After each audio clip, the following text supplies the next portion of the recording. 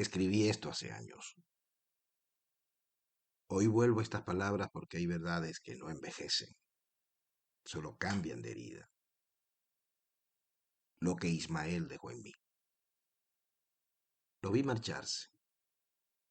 Su figura encorvada y el paso lento no parecían cargar solamente el peso de los años, sino algo más antiguo, más grave, más difícil de nombrar. El sol caía con una crueldad casi física y el asfalto, resplandecido por el calor, parecía una herida abierta bajo sus pies. Temí por aquel cuerpo cubierto de harapos, por aquella espalda rendida, por aquella manera de caminar que no tenía ya nada de prisa ni de esperanza, pero tampoco de derrota.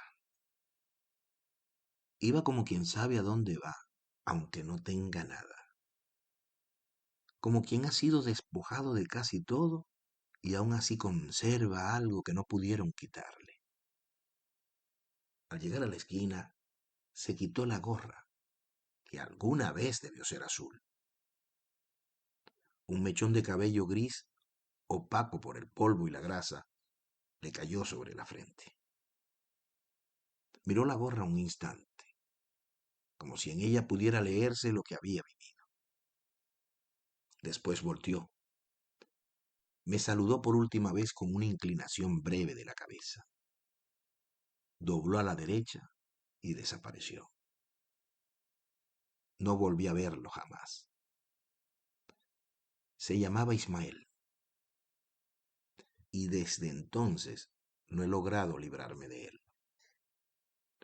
No porque me haya dejado una frase ingeniosa, ni una escena triste de esas que se recuerdan unos días y luego se pierden entre otras tristezas. No, lo que me dejó fue una incomodidad viva, una de esas verdades que no se instalan en la memoria, sino en la conciencia. Aquella tarde me había pedido un vaso de leche. Le dije, con vergüenza y con una honestidad que me supo a miseria, que si la tuviera la compartiría con gusto, pero que no la tenía, que yo no podía darme el lujo de invertir en leche, que eso podían hacerlo otros, los que tenían cómo sostener un inventario, los que podían comprar para vender sin jugarse en cada compra la comida de la casa. Entonces me miró con una calma que me desarmó y me dijo, llegó la hora de valorar lo que cada uno ha logrado obtener y dejar de envidiar lo del otro. No era un reproche, era peor, era una constatación. Le pedí que me esperara. Fui a la cocina. Abrí la nevera y encontré una botella con un poco de jugo de pera que había quedado del almuerzo. Serví 2 vasos y regresé. Él me esperaba sonriendo. Y aquella sonrisa, por alguna razón que todavía no entiendo, ensanchaba el pequeño cuarto que yo había convertido en bodega para sacar un ingreso de su existencia. Bebió el primer vaso de un solo trago. Le serví otro. Esta vez se lo tomó más despacio. Lo saboreó y mirándome como si hubiese probado un vino raro, dijo, rico. Yo sostenía el otro vaso en la mano, pero él lo miró con una necesidad tan desnuda, tan limpia, que se lo entregué sin pensarlo. Lo vació también. Me alegró que le gustara y se lo dije. Y entonces levantó el rostro y me clavó unos ojos grises donde, contra toda lógica, convivían el brillo de un muchacho y el cansancio del mundo. No aceptes la mentira que otros te hacen creer, me dijo, y menos aún la que terminas queriendo creer.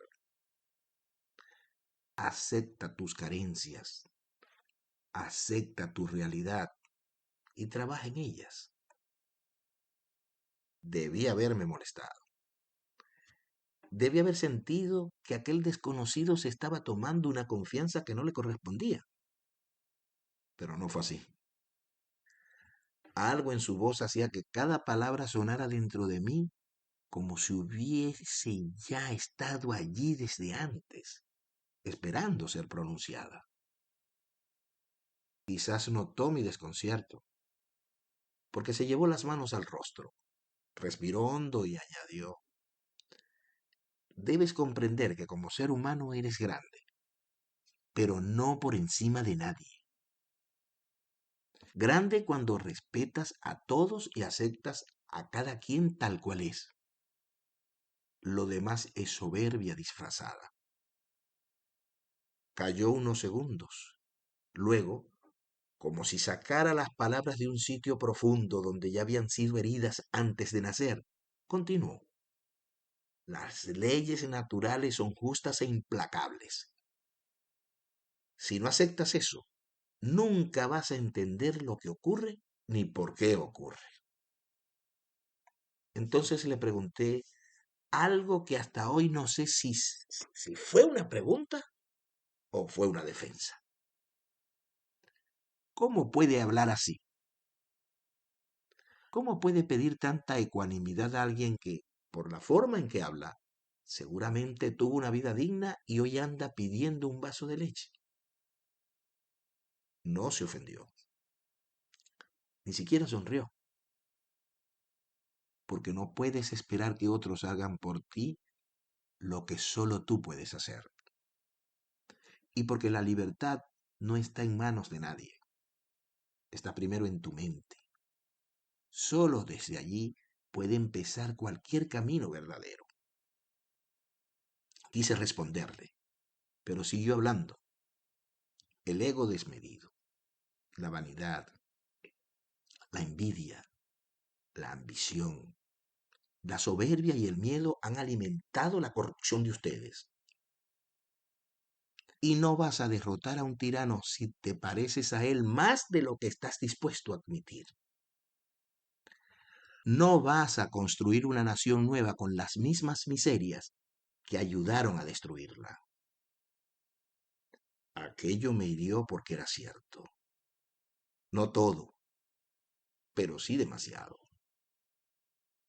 Le hablé entonces del país como quien le habla a un médico de una herida que ya no soporta.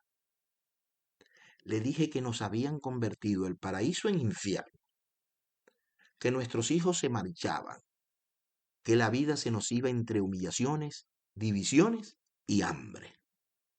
Y él, con una dureza extraña, casi misericordiosa, me respondió: entonces vuelvan a ser nación.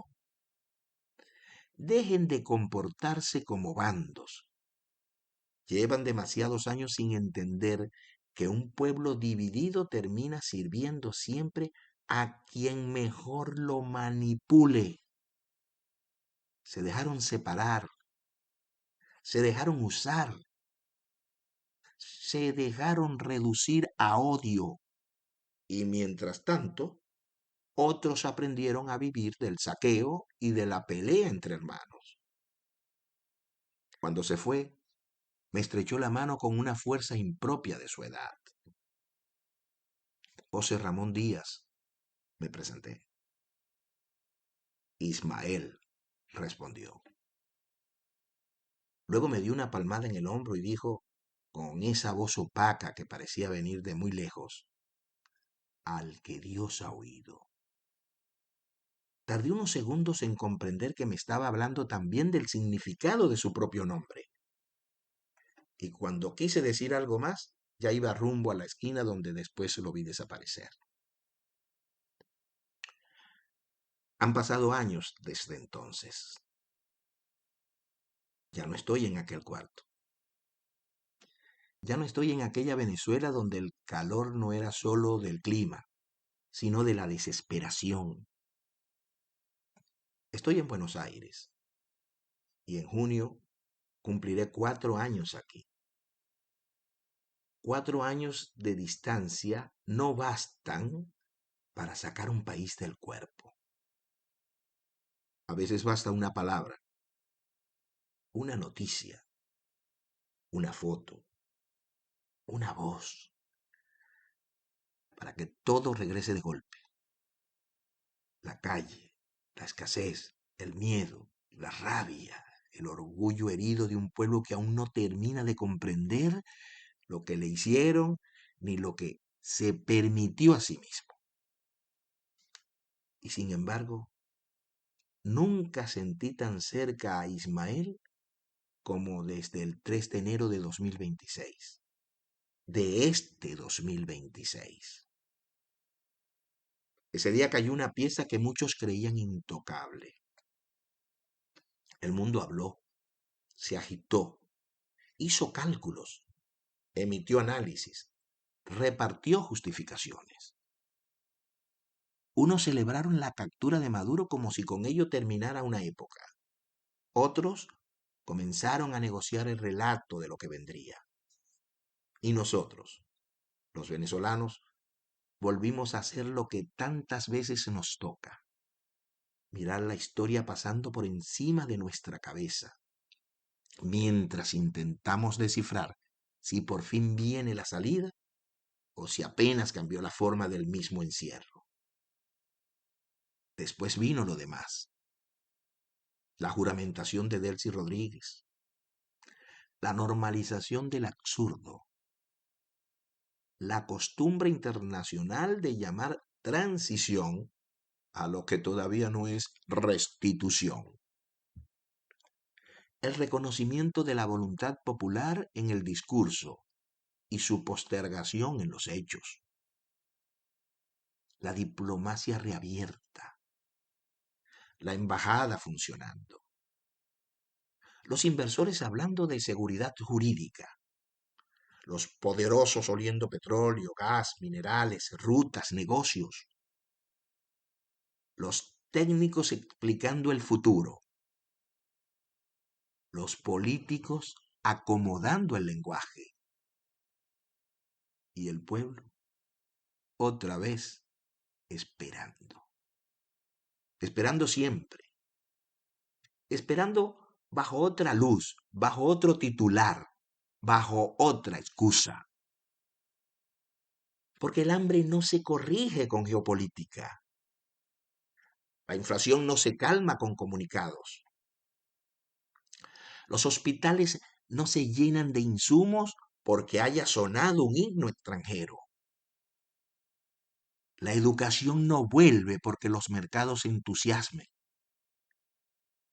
Los presos políticos no recuperan los años perdidos porque alguien redacte una ley con nombre noble y contenido tramposo. Y al pueblo no le devuelven la nación solo porque haya cambiado el acento de quienes la administran. Hay algo en esa escena que no huele a restitución, sino a acomodo. Ahora entiendo la verdad, lo que Ismael me dijo aquella tarde. Llevan demasiados años sin entender que un pueblo dividido termina sirviendo siempre a quien mejor lo manipule. Yo creía que él me hablaba de un régimen, pero me hablaba también de una trampa. La trampa de pensar que basta con sacar al verdugo para que aparezca la república. La trampa de confundir el derrumbe de una figura con la restitución de la justicia. La trampa de creer que la voluntad popular queda satisfecha porque la mencionen, aunque gobiernen con su ausencia. Porque si de verdad mandara la voluntad popular reconocida, otra sería la escena. Otra. No una continuidad vestida de emergencia. No una administración provisional que se acomoda entre la herida, o sobre la herida, mejor dicho. No una república en suspenso mientras se reparte el lenguaje del futuro. Si de verdad se hubiera querido devolver de inmediato la nación a su causa, Edmundo González Urrutia tendría que estar ocupando el lugar que el pueblo le entregó.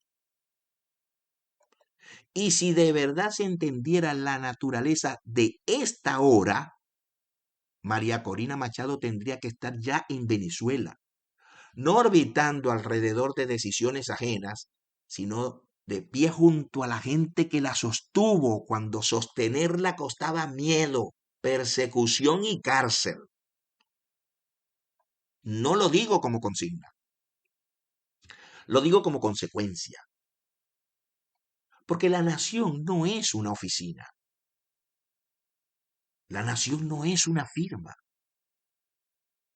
la nación no es una sentencia, ni una reunión, ni una licencia petrolera.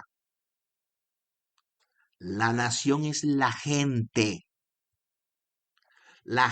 que sigue padeciendo, la gente que sigue enterrando a sus muertos, despidiendo a sus hijos en aeropuertos, encendiendo velas cuando se va la luz, inventando comidas, vendiendo lo que le queda, sobreviviendo entre ruinas materiales y morales. Y eso también me lo enseñó Ismael sin decirlo de ese modo.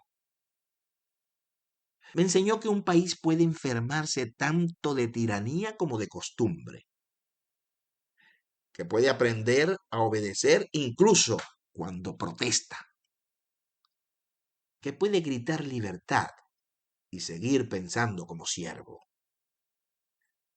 que puede odiar al opresor y sin darse cuenta, seguir alimentando la estructura que lo hace posible,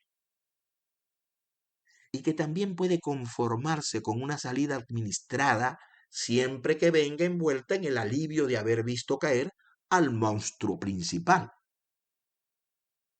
Pero no, no debería bastarnos, no después de tanto, no después de haber visto partir a millones, no después de tantos presos, no después de tanta hambre, no después de tanta humillación acumulada en la garganta de una nación que todavía tiembla entre lo que sueña y lo que tolera. Por eso Ismael sigue conmigo.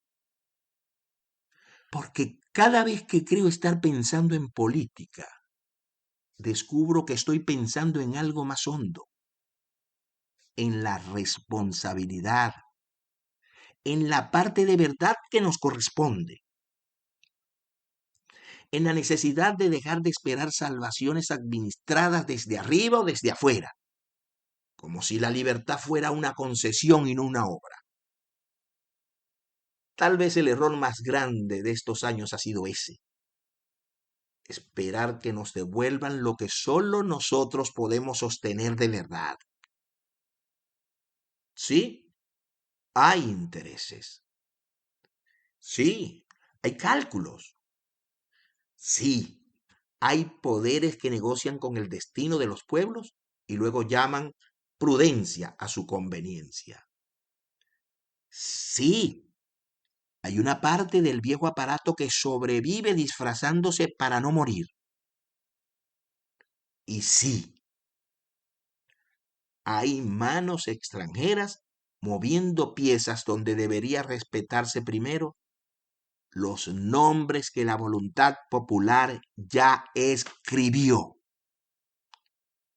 Pero también hay algo que ningún imperio, ningún partido, ningún cartel y ningún burócrata puede fabricar por nosotros: la decisión de volver a ser nación, no una nación gritona, no una nación reactiva, no una nación hecha de bandos y venganzas, sino una nación consciente de que la libertad, la ley, la dignidad y la justicia no pueden seguir llegando tarde siempre. A veces pienso que Ismael no apareció por casualidad aquella tarde. O mejor dicho, que su casualidad tenía demasiado sentido. vino a decirme, antes de que yo pudiera entenderlo, que el problema de Venezuela no era solo quien la mandaba, sino en qué habíamos permitido convertirnos para que nos mandaran así. Y vino también a advertirme, mucho antes de este tiempo, que un día tendríamos que aprender a desconfiar incluso de las salidas que parecieran buenas, si en ella la nación seguía sin reconocerse a sí misma. Por eso hoy no quiero hablarle al odio de nadie, ni siquiera a su esperanza fácil. Quiero hablarle a esa parte seria del venezolano que todavía sabe que una república no se mendiga, no se improvisa y no se sustituye con administración de daños. Quiero hablarle a ese lugar donde todavía duele la verdad. Porque si algo he comprendido desde aquella tarde hasta hoy, desde aquel cuarto en Venezuela hasta este exilio en Buenos Aires, es que los pueblos no se pierden del todo cuando le roban el poder. Se pierden de verdad cuando aceptan que otros decidan indefinidamente en su nombre, mientras ellos, agotados, llaman alivio a cualquier acomodo. Y no, Venezuela no necesita acomodo, necesita restitución, necesita verdad, necesita coraje, necesita ley sin trampa, necesita dignidad sin teatro, necesita que la voluntad popular deje de ser homenajeada en el discurso y empiece de una vez a ser obedecida. Eso fue lo que me dejó pensando Ismael. Y todavía no termina.